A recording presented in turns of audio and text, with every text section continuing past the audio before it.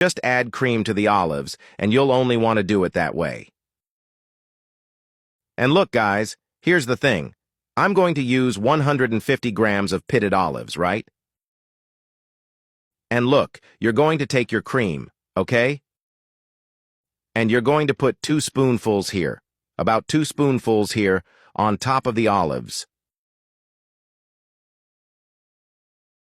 Once you've done that, you're going to take your blender, you're going to open it, and this mixture here, you're going to put it all into our blender like this.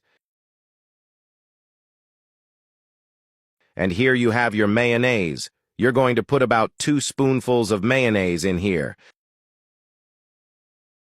Guys, I'm going to put an onion in here, okay? A medium-sized onion in here, already chopped, and I'm going to put 2 cloves of chopped garlic in here. And look, guys, you're going to take your olive oil and put a little drizzle in here, of our mixture here. And here I'll add some green smell to taste, okay? It's up to you here.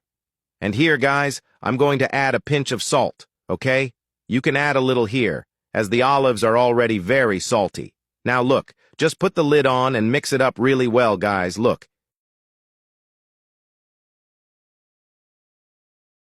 Here's our mayonnaise, okay? Olive mayonnaise without eggs or oil, okay? Look at this. It's ready. Let's put it in a container. To a container. Look how delicious this is. Now, guys, we're going to cover it and leave it in the fridge for an hour.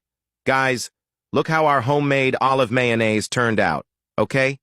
No eggs, no oil, okay? Delicious. And I'm sure you'll want to make it at home. Check it out. With some toast, people. This is wonderful. Go ahead. I'm sure you'll fall in love. It's delicious.